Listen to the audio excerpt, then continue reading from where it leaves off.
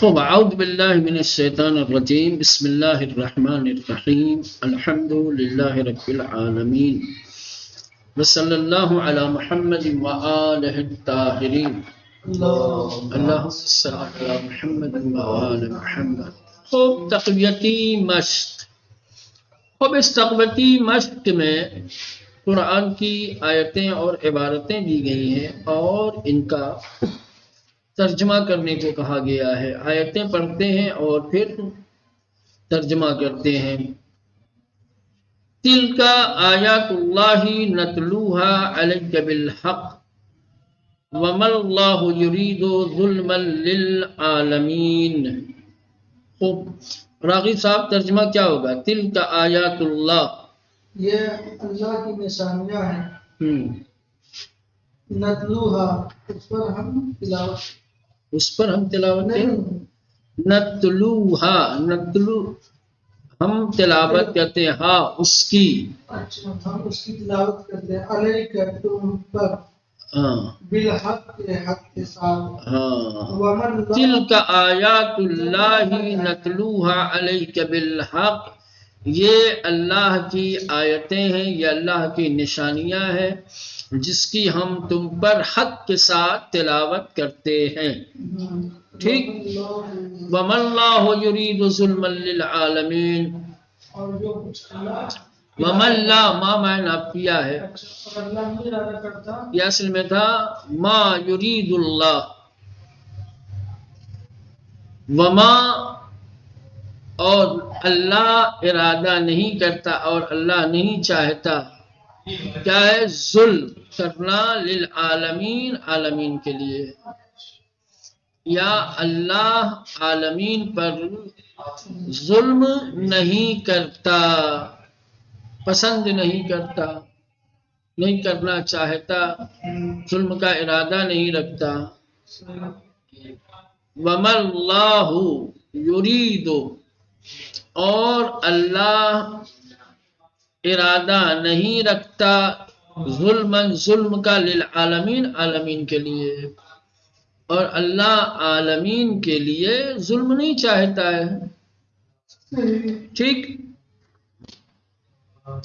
اللہ عالمین پر ظلم نہیں کرتا۔ چلیں دوسری، وَسَوْفَ يَعْلَمُونَ حِينَ يَرَوْنَ الْعَذَابَ مَنْ أَضَلُّ سَبِيلًا۔ کیا رہے گا بھائی؟ وَسَوْفَ يَعْلَمُونَ، اور تم سب جانو گے، ہاں ان قریب کیا ہے؟ وہ سب، تم سب کہاں سے آئے گا؟ وہ سب جانو، ان قریب انہیں پتہ چلے گا، وہ سب جان لیں گے۔ مستقبل بعید ہمارا، ہاں سب جان لیں گے، ہینا قریب۔ ہینا کس کے لیے آتا ہے؟ وقت اور زمان کے لیے آتا ہے، جب۔ ہینا جس وقت یا جب، یرون وہ سب دیکھیں گے، العذاب کو، من اضل سبیلا جو سب سے پست راستہ ہے، اضل یعنی سب سے پست۔ وَسَوْفَ يَعْلَمُونَ، اور وہ سب جان لیں گے، انہیں علم ہو جائے گا، ان لوگوں کو علم ہو جائے گا، وہ سب جان لیں گے، ان سب کو پتہ چلے گا، حین یرون العذاب، جب وہ عذاب کو دیکھیں گے، من اضل سبیلا جو پسترین راستہ ہے۔ ٹھیک۔ تیسری آیت، وَلَمَّا رَأَى الْمُؤْمِنُونَ الْأَحْزَابَ قَالُوا هَذَا مَا وَعَدَنَا اللَّهُ وَرَسُولُهُ۔ اور جیسا کہ، لما جب، جس وقت، اور جس وقت مومنین ایمان لانے والوں نے دیکھا، ہاں الاحزاب، احزاب احزاب یعنی گروہ جماعت، احزاب یعنی گروہ جماعت. اور جس وقت ایمان والوں نے کیا ہے گروہ کو دیکھا، جماعت کو دیکھا، قالو تو کہنے لگے ھذا ما وعدنا اللہ رسولو کہ یہ وہی ہے جس کا وعدہ اللہ اور اس کے رسول نے کیا تھا. ہم سے اللہ اور رسول نے وعدہ کیا. ہاں وَلَمَّا رَأَى الْمُؤْمِنُونَ الْأَحْزَابَ اور جس وقت ایمان والوں نے گروہ کو دیکھا، قالو کہنے لگے ھذا یہ ما وہی ہے وعدنا اللہ جس کا ہم سے وعدہ کیا تھا اللہ نے ورسولہ اور اس کے رسول نے. احسن. نمبر 4 اولم يروا ان اللہ الذي خلقهم هو اشد منهم قوة. اللہ خلقہم ہے کہ خلقکم ہے؟ خلقهم ہمارے میں خلقکم ہے جہاں خلقکم ہے. چلو تم کہہ دینا اس میں وہ سب ہمارے میں کم ہے. اولم یرو یرو ہے نا نہ اولم یرو یرو ہے تو ہم ہی آئے گا نا. اولم یرو کیا ان لوگوں نے نہیں دیکھا، اولم یرو کیا ان سب نے یا ان لوگوں نے نہیں دیکھا کہ ان اللہ الذی کہ بے شک اللہ وہ ہے خلقہم جس نے ان لوگوں کو پیدا کیا، ہوا اشد من قوة وہ ان سے زیادہ طاقتور ہے، وہ ان سے زیادہ قوی ہے. ہوا وہ اشد، اشد بمعنی ہے اکثر یہاں، ٹھیک ہے. منہم ان سے زیادہ رکھتا ہے قوت، قوت طاقت، ٹھیک مولانا. اولم یرو کیا ان لوگوں نے نہیں دیکھا ان اللہ الذی کہ بے شک اللہ وہ ہے خلقہم جس نے ان لوگوں کو پیدا کیا، ہوا اشد منہم قوتا وہ ان لوگوں سے زیادہ قوت والا ہے، طاقت والا ہے. ٹھیک چلیں 5ویں آیت وَمِنْ آیَاتِهِ أَنَّكَ تَرَى الْأَرْضَ خَاشِعَةً. وَمِنْ آیَاتِهِ اور اس کی نشانیوں میں سے ہے أَنَّكَ بے شک تم نے تَرَى الْأَرْضَ زمین کو دیکھا خاشعةً افسردہ خشک. خاشع خاشع یعنی خوف زدہ، افسردہ خشک بے آب و گیا. یہاں خاشعہ سے مراد یہ ہے جی بھائی اللہ خاشع ہاں وہ بھائی ڈرنا خوف رکھنا، ٹھیک ہے. خوف باطنی کو کہتے ہیں ہاں خاشع. لیکن یہاں بے آب و گیا افسردہ، افسردہ نہیں کہیں گے زمین کے لیے، بے آب و گیا صحیح ہے، ٹھیک.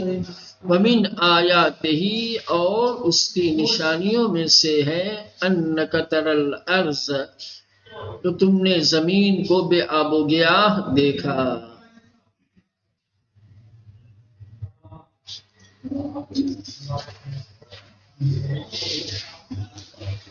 دیکھیں یہاں دیا ہے حاشیے میں وَمَا اللَّهُ يُرِيدُ اور اللہ ارادہ نہیں کرتا، ٹھیک ہے. سبیلا راستے کے لحاظ سے، قوت کے لحاظ سے، خاشعہ افسردہ، خشک بے آب و گیا خشک، ٹھیک. چلے اب آئیے فعل امر، اس کا پہلا حصہ ہے بریکٹ میں 1 دیکھ رہے ہیں. اس کا مطلب یہ ہے کہ فعل امر کے بارے میں مزید آگے آئے گا. یہ پہلا جز ہے، پہلا حصہ ہے، پہلا پارٹ ہے. مندرجہ ذیل افعال کی 2 صورتوں کو ملاحظہ کریں. اب یہاں پہ کچھ افعال دیے ہیں اور ان افعال کو 2 گروہ میں اور 2 صورتوں میں تقسیم کیا گیا ہے. ایک پہلا گروہ ہے جس میں فعل مضارع ہے، اور دوسرا گروہ ہے جس میں فعل امر ہے. اب ان دونوں گروہ میں اور دونوں صفوں میں پائے جانے والے افعال کو ملاحظہ کریں۔ تنصرو تم مدد کرتے ہو، انصر تم مدد کرو، تقتلون تم سب قتل کرتے ہو، اقتلو تم سب قتل کرو، تفعلون تم سب انجام دیتے ہو، افعلو تم سب انجام دو، تعلمو تم جانتے ہو، علم تم جانو، تقولون یا تقرؤون ہے نا، ہاں تقرؤون تم سب پڑھتے ہو، اقرؤ تم سب پڑھو، تضربو تم مارتے ہو، اضرب تم مارو۔ آپ نے دیکھا کہ یہ دو گروہ میں جو افعال تھے دونوں کی صورتیں مختلف تھیں۔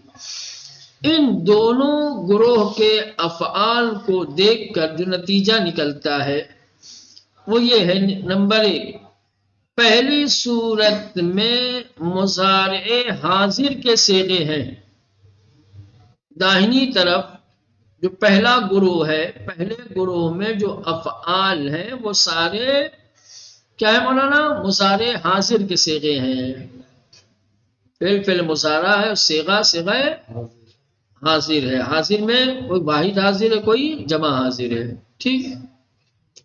دوسری صورت کے افعال میں، ٹھیک، پہلے بتایا کہ کرتے ہیں، کوئی کام انجام دیتے ہیں، دوسرے والے گروہ میں جو افعال ہیں ان افعال میں کیا ہے، کسی کام کے کرنے کا حکم دیا گیا ہے، درخواست دی گئی ہے، مثلا انصر تم مدد کرو، مدد کرنے کا حکم دیا جا رہا ہے، صحیح، ٹھیک ہے۔ تو پہلی والی صورت کو تو بتا دیا کہ پہلی والی صورت میں جو افعال ہیں وہ مضارع کے ہیں، دوسری والے گروہ میں جو افعال کسی کام کے کرنے کا حکم جس میں دیا گیا ہے، جس میں طلب کیا گیا ہے کسی فعل کے لیے، اس کو کیا کہتے ہیں؟ اس کو فعل امر کہتے ہیں۔ ایک چیز تو یہ، اس کے بعد دوسری صورت والے افعال در حقیقت پہلی والی صورت سے ہی افعال سے بنائے گئے ہیں، یعنی بائیں طرف جو دوسرے گروہ کے افعال ہیں وہ سارے افعال پہلے گروہ والے افعال سے ہی بنائے گئے ہیں۔ اس طرح کے اب طریقہ بتا رہے ہیں کہ فعل امر کیسے بنایا جاتا ہے۔ تو پہلے بتا دیا آپ کو پہلے گروہ میں جو افعال ہیں وہ مضارع، اور مضارع میں سے بھی کس کے مولانا صیغے ہیں؟ ہاں حاضر کے، ٹھیک۔ دوسرے میں کس کے ہیں؟ فعل امر کے صیغے ہیں۔ اب یہ امر کے صیغے کہیں اور سے نہیں بنائے گئے ہیں، بھائی پہلے گروہ میں جو مضارع کے صیغے دیے گئے ہیں انہی سے بنائے گئے ہیں۔ تو اس کا مطلب یہ ہوا کہ فعل امر فعل مضارع کے حاضر کے صیغے سے بنتا ہے، ٹھیک۔ کیسے بنتا ہے؟ اب یہاں سے طریقہ بتا رہے ہیں کہ سب سے پہلے فعل مضارع حاضر کے صیغے کے شروع میں جو تا ہے اس تا کو حذف کریں گے، ہے نا، تنصرو، تفعلو، تفعلون، تضربو، ٹھیک ہے۔ تو پہلے تا کو حذف کر دیا گیا ہے اور اس کے بعد اس کی جگہ پر الف لایا گیا ہے، کیسے؟ جیسے مثلا تعلمو، کیا ہے؟ تعلمو سے تا گرا دیا تو کیا بچا ہوا ہوں؟ عین جو ساکن ہے، اس کے بعد لم یہ دیا ہوا ہے بیچ میں، اس کے بعد اس کے شروع میں ایک حمزہ لایا گیا، ہو گیا اے علم۔ دوسری چیز، آخر کو کہ جو مرفوع تھا وہ کیا ہو گیا مولانا؟ ساکن ہو گیا، جیسے تعلمو سے عین لام میم بنا، اس کے بعد اے علم، اے علمو بنا، پھر اے علم ساکن کر۔ چل یہ اتنا تو بتا دیا ہے. اور پہلے جمع کے آخر سے یہ امر کا واحد حاضر کا صیغہ بنانے کا طریقہ بتایا تھا. جب جمع حاضر کے صیغے سے مضارع کے جمع حاضر کے صیغے سے جب امر کے جمع حاضر کا صیغہ بناؤ گے تو چونکہ پہلے مضارع کے جمع حاضر کے صیغے کے آخر میں نون ہوتا ہے اس کو بھی حذف کر دیا جاتا ہے اور اس کی جگہ پر ایک الف کا اضافہ کر دیا جاتا ہے. ٹھیک مولانا؟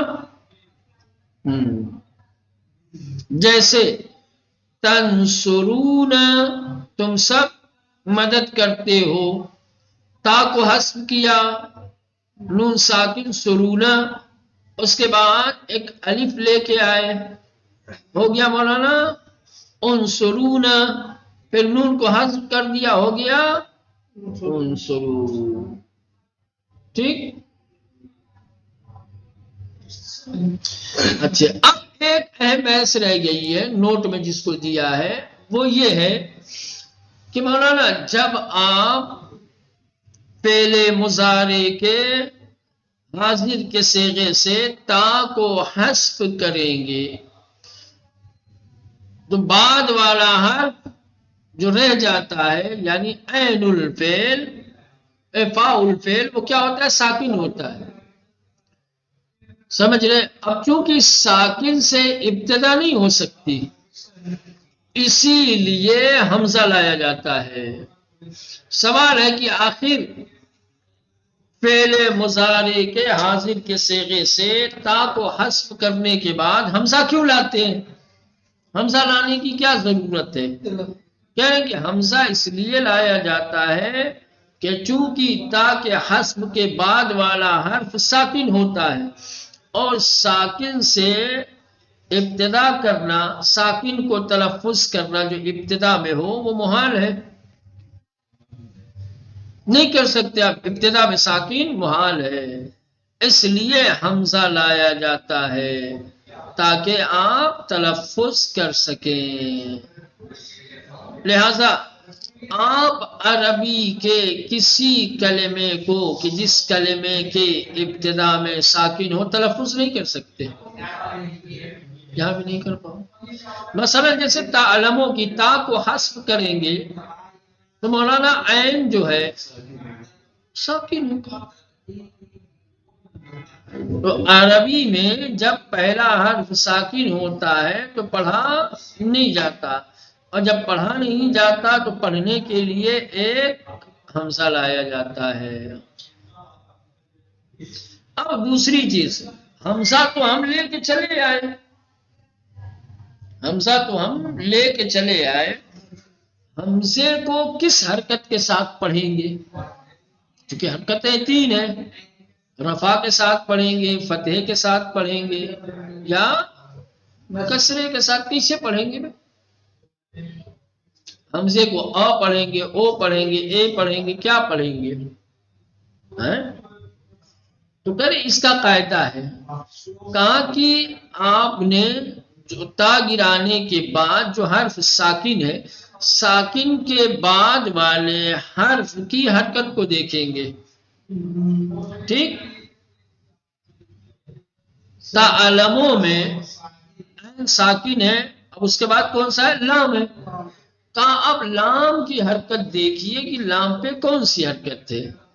اگر مضموم ہے، ساکن کے بعد والا حرف مضموم ہے تو شروع میں جو حمزہ لائے اس کو بھی مضموم کر دیجئے. ٹھیک.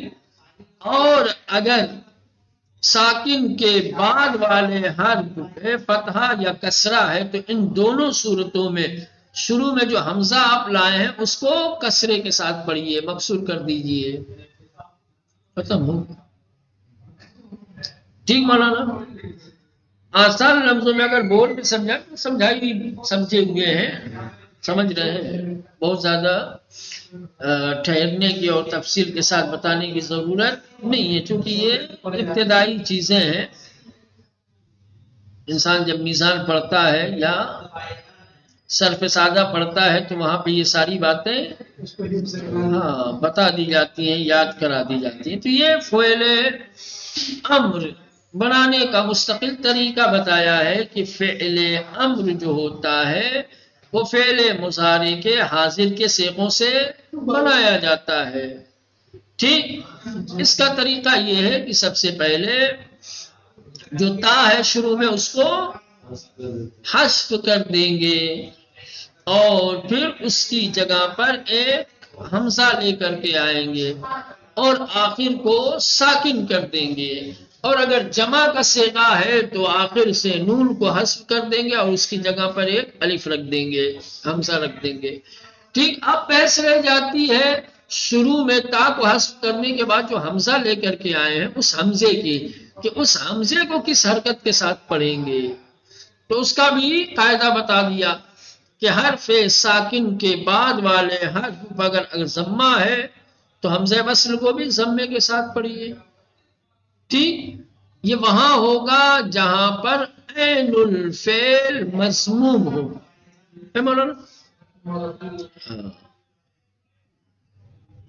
اور اگر ساکن کے بعد والے حرف پہ فتحہ یا کسرہ، ان دونوں صورتوں میں اگر عین الفعل مفتوح یا مکسور ہے تو حمزہ وصل مکسور ہوگا.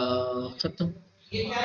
جیسے تنصرو فرق کریں، کیا ہے؟ تنصرو، تا کو حذف کر دیں اور شروع میں ایک حمزہ وصل لے کے آئے، آخر کو ساکن کر دیں. اب حمزہ وصل کو حرکت دینا ہے، کون سی دیں گے؟ نون ساکن ہے، اس کے بعد ساتھ کیا ہے؟ ضمہ ہے، تو حمزہ وصل کو بھی ضمہ دے دیں گے. تو کیا ہو جائے گا؟ انصر. ٹھیک، اب اس کے علاوہ دو حرکتیں بچ جاتی ہیں، فتح یا کسرہ. تو ان دونوں صورتوں میں حمزہ وصل کو کیا دیں گے؟ کسرہ دیں گے. جیسے تعلموں سے علم، تضربوں سے اضرب. ٹھیک ہے، چلو نوٹ دو کریں کہ جب بھی فعل مضارع کے دوسرے نمبر کے اصلی حرف پر پیش ہو، ٹھیک، تو حمزہ پر بھی پیش رہے گا. مثال جیسے تنصرو کا دوسرے اصلی حرف یعنی سات پر پیش ہے، لہذا اس کے الف پر بھی پیش ہی رہے گا، انصر. اور اگر دوسرے نمبر کے اصلی حرف پر زیر یا زبر ہو تو دونوں صورتوں میں حمزے پر زیر رہے گا. جیسے تعلموں سے علم، تضربوں سے اضرب. تیسرا جو نقطہ ہے وہ یہ ہے کہ جن افعال کا ماضی افعلا کے وزن پر ہو تو ان کے فعل امر کے الف پر زبر رہے گا. مولانا ثلاثی مزید کے جو ہوتے ہیں سیغے، ٹھیک، افعلو کیا ہے؟ ہاں، سمجھ رہے ہیں؟ تو چونکہ تا ہے نہیں ان کے شروع میں کہ جس کو حذف کرنے کی ضرورت ہو تو حمزہ ہاں جی جی اس کو حذف کریں گے.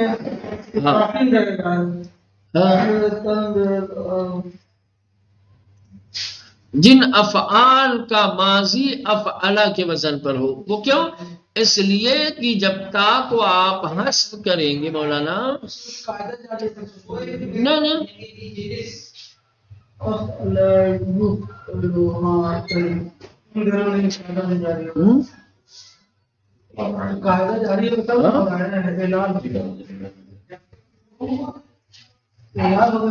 ہاں، بس یہ بتا رہے ہیں کہ جن ابواب میں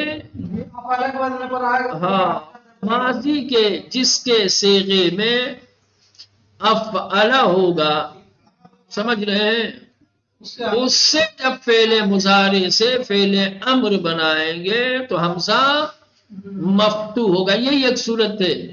باقی ماضی کے جن کے اوزان یا جن ابواب کے ماضی کے صیغے افعل کے وزن پر نہیں آتے ہیں، وہاں بھائی پہلا والا قاعدہ رہے گا. سمجھ رہے ہیں کہ ساکن کے بعد والا اگر مضموم تو حمزے کو بھی مضموم کر دیں گے، اور اگر دوسرا والا حرف مفتوح یا مکسور ہوگا تو حمزے وصل مکسور رہے گا. لیکن جن افعال کا ماضی افعل کے وزن پر ہو تو وہاں پر جب فعل امر بنائیں گے تو حمزہ وصل کو سیدھے سیدھے کچھ دیکھنا نہیں ہے وہاں پہ. آپ کو سمجھ رہے ہیں کہ حرکت دیکھی جائے کہ ساکن کے بعد والے حرف پہ کون سی حرکت ہے. حرکت دیکھ کے نہیں دینا ہے، بس خالی جن افعال کا ماضی کا وزن افعل ہے مولانا، اس سے جب فعل امر بنائیں گے تو حمزے کو فتحہ دے دیا جائے. جیسے انزل تنزلو سے کیا بنے گا مولانا؟ انزل. یا اخرج یخرجو کیا بنے گا مولانا؟ اخرج. وہ پہلے والا قاعدہ یہاں جاری نہیں ہوگا. اگر پہلے والے قاعدے کے مطابق بنائیں گے تو یہ انزل نہیں انزل بنے گا. سمجھ رہے ہیں؟ یہ قاعدہ ہمیشہ یاد رکھیے گا اس کو. ہاں نا آپ کو ماضی کا وزن دیکھنا ہے. جن افعال کا ماضی کا وزن کیا ہے؟ افعل ہے. ٹھیک، اس سے جب اس وزن سے مضارع سے جب امر بنائیں گے، ٹھیک، تو جو شروع میں حمزہ وصل لائیں گے اس کو مفتوح رکھیں گے، اس کو زبر کے ساتھ پڑھیں گے. ختم. ٹھیک، چلیں بقیہ بعد میں انشاءاللہ.